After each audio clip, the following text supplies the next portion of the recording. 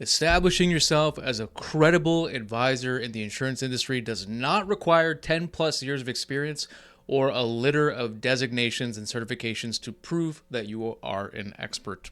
In this short video, I'm going to explain a few ideas on how you can position yourself as a credible expert in the risk class, the niche, the specialty focus, the line of business that you want to be seen as an expert in without having to spend 10 years or thousands of dollars and hours on designations. We're going to start out this short video with a quote from our friend Uncle Warren Buffett. Warren Buffett famously said, "An idiot with a plan can beat a genius without a plan." And I like this quote for a whole host of reasons, but really the fundamental reason that I really like this quote is that it underpins this idea that we need to have a direction, we need to have a compass, we need to have a vision, a finish line, a place that we are trying to build towards in order to have all of our stuff lined up to achieve that goal. So that's a little abstract maybe, but really what I'm trying to say here is one of the biggest misses that I see when I work with insurance brokers, producers, agents, is that they kind of go through their journey to credibility, their journey to authority by just trying to get as many quotes as possible, trying to work with as many different clients as possible, just watching the years tick by. And over time, maybe they collect their designations, they collect certifications, which I think are helpful and good.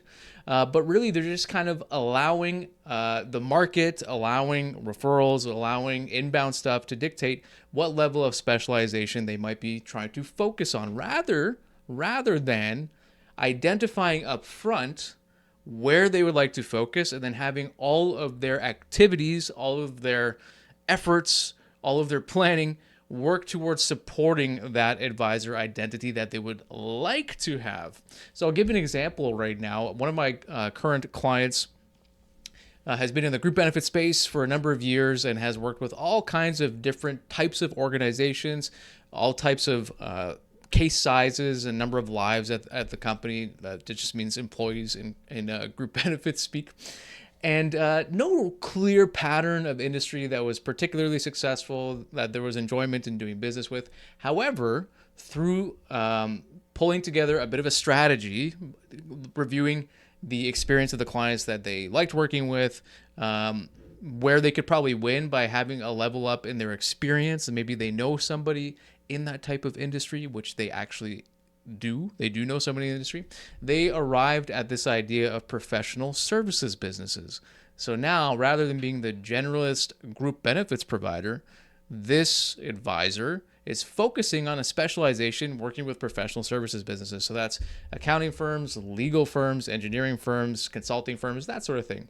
Can they still write group benefits outside of that type of risk? Yes, of course. However, all of the credibility being leveraged for that advisor's identity on social media, how they introduce themselves at networking events, the types of places that they like to hang out relative to those types of risks is all determined by that specialization, by that focus, where they hang out online, the types of events that they want to attend in person is all dictated by that strategy. So they've identified a winning strategy, which is specialization in professional services.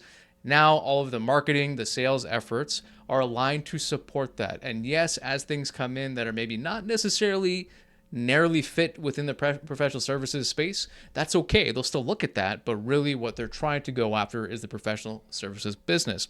And that was just one example of one type of specialization that one of our clients has gone through and seen a lot of return on that investment, a lot of return on selecting that niche specialization. It doesn't have to be just restricted to a type of industry or something like that. One thing to think about is you can be an expert in one of really four different things, one of four different categories within the insurance space. So the first level, if you will, the one that is maybe the conventional wisdom, is maybe the default wisdom or the default state that a lot of us who got into the industry try to pursue, is the generalist insurance person, right? I can work with all types of clients, with all types of lines of business, all types of coverage, all types of problems. Basically, whatever the market wants to throw my way, I can quote it and see what happens, see where the chips may fall.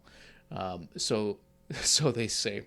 The next step up, I would say, is the product expert, the product expert. So yes, it's a step above the generalist. There might be, if you're in the commercial lines, maybe you focus really narrowly on E&O. Like you are just the E&O person. That is the area of specialization that you like to focus in. Maybe you become the product expert. And I think that can actually work very, very well. I think if you are the E&O person, you can have a very lucrative career, build up a lot of credible authority in the marketplace, win clients, and actually attract clients to you through referrals, through your marketing, through the events that you attend, based off of that product expertise. However, it is more difficult than being the generalist, but not so difficult that others won't also try to identify that as their area of expertise or their area of credibility. What I mean by that is there are probably 1,000 other brokers just in my province, let's say, or just in my region, who could also make the claim to being an E&O expert. They're already trying to position themselves that way. They already feel like an expert in E&O. And even if they don't feel that way, they know that they have the backing of underwriters or a support team that would make them appear to be an E&O expert if they had to look like one. So on the chart that we have on the screen here, we kind of have a couple axes. I should have explained this at the beginning, but it's okay. I'm a one take kind of guy, so here we are. On the left side, it's things that are easier to do but harder to grow in. And on the right side, we have harder to do, but easier to grow in. And we already covered the generalist, which I would say if you can avoid being a generalist, that's probably for the best. Next step up is being the product expert, which I think it's a fine place to be.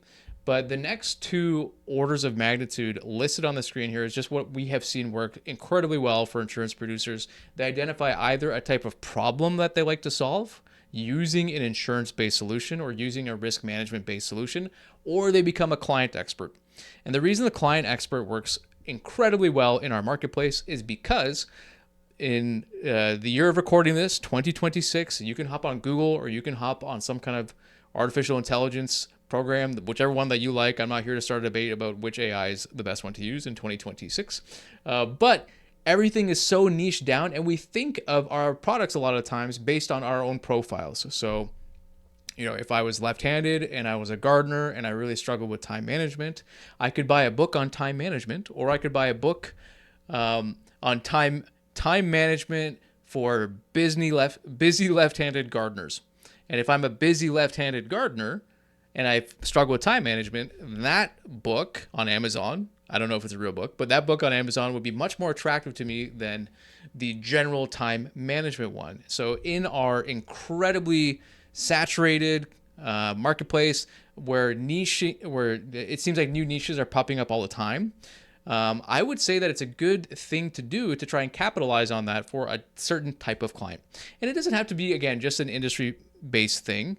Another thing that I've seen work quite well with one of our other insurance agent clients is they focus on first-time home buyers. So it's a bit of a mix between the two specializations or the two types of expertise that you can use to build credible authority. We have the problem expert and we have the client expert. First-time home buyers is kind of an intersection between those two things. So if you have ever been a first-time home buyer, you probably know what it's like. It's a little stressful. The insurance piece is often the last thing that you try to get done because either you didn't think about it before or it just feels like something that is not all that important. It's just a box to check at the end. However, a lot of people find out the hard way that they probably should have talked to their insurance advisor earlier. Maybe not first. I was about to say first, but at least earlier in the process, so that if there are any surprises about the property, if it's in a flood zone, if it's in a wind zone, if it's a high risk of theft in that area, whatever the actuarial numbers have crunched out to be for that particular risk, I know a lot of people would have preferred to know that about a home that they were buying earlier in the process. Because if they get to the point of getting the quote after they've already, lined up all the financing, they got a mortgage provider in place, they've been spending tons of time with their real estate agent, with their mortgage broker, with their real estate lawyer, and now this final piece, the compliance piece, they get into it and they realize that, maybe their home insurance is going to be like $1,000 per year, but to get flood coverage even to a half decent level is going to be another $1,000 per year. Well, maybe I wouldn't have looked at this property as seriously if I had known that that's would be the cost and the risk of that particular property. So that's why I think it's really interesting to have that conversation with yourself. Ask yourself, what kind of an expert do I want to be seen as in the marketplace, so that you can align all your activities towards that goal. The way you prospect, the way you introduce yourself, the way you talk about yourself, the way your LinkedIn profile looks, the way that you ask for introductions from your clients, right? It's not me asking them to be introduced as, well, I'm just the cheap, fast, competitive insurance broker. But maybe I want to be introduced as the person who's really good working with professional services businesses, or I'm really good working with first-time home buyers. And it's going to be a lot easier for your current client to think of somebody who fits that mold if you can describe it at that level. If I could use another analogy, I'm a big fan of stories and analogies.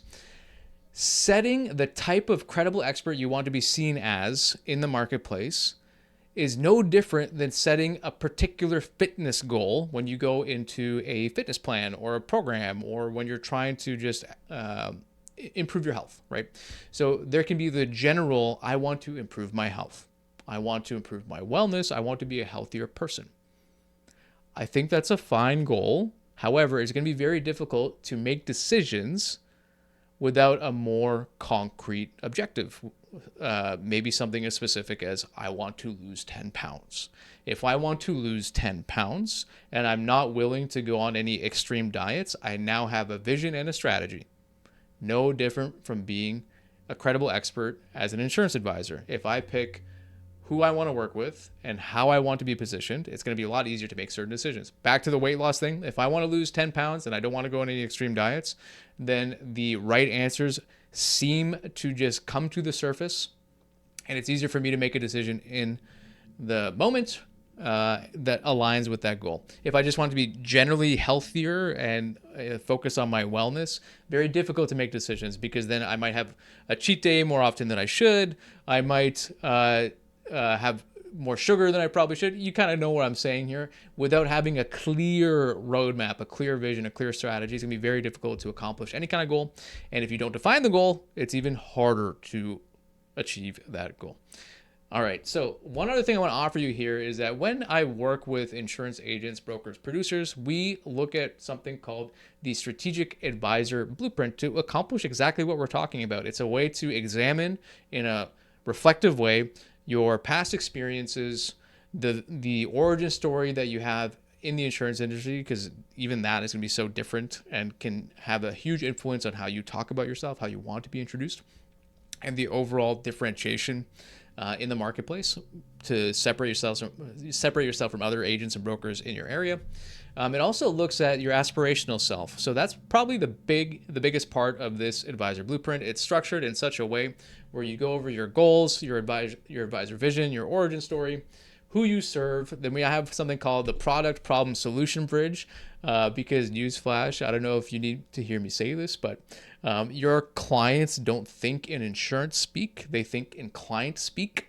So if we can build a bridge between the technical aspects of the products that we sell and service our clients with, and how they actually think about their problems and think about the reality of the situation that they're in, that solution bridge makes it a lot easier to get new conversations and to resonate a little more deeply. And all of that amounts to our aspirational advisor self. And it's very important. Can you become your aspirational advisor self overnight? Probably not. Will it take you some time? Probably. Will it take 10 years? Not if you have the vision and the strategy established from the beginning. It's going to be a lot easier to hit that goal a lot sooner. You'd be amazed at how quickly you can actually achieve some credible notoriety in the marketplace if you just know how you want to do it from the get-go. So this Strategic Advisor Blueprint, I would love to offer to you for free in our Bind community. We have a free insurance sales producers community open only to insurance advisors who want to do right by their clients, who want to increase their income, but more importantly, increase their impact, who want to learn new sales and marketing strategies that make them feel good about the work that they do. This is one asset, one resource that we give away totally for free in our buy and sales community. It's a growing, thriving community of insurance producers, probably just like you if you're watching this video right now and you've made it to this point. So we would love to have you in the community where you have access to the Strategic Advisor Blueprint so that you can begin to position yourself as the credible expert that you want to in the marketplace. The last thing I'm going to cover in this video, it's a bit of a parting thought. Parting thought.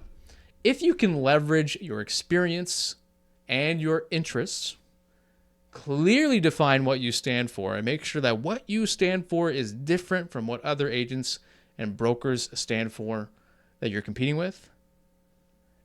And then you use that to market a very interesting story about your advisor self. You now have a strategy. You now have the ability to execute, which will lead to greater income and greater impact for the communities that you serve. That's the parting thought. I hope you enjoyed this video. Still kind of new to this making video content thing. So I don't know where I'm going to post this. I think I'll post this on YouTube for sure. Also on LinkedIn. Feel free to leave a comment below on what you liked about the video, what you didn't. If this has earned a subscription, great. I think that's good. I think that's what people generally want on YouTube. But most importantly, I would love to see you in our free bind community where you can access these resources, because we are on a mission to elevate the insurance industry standard overall. And we hope to help people just like you win more business with less stress and do it in a way that makes you feel good. That's why we say insurance advisors. That's it. Done. See you in the next video.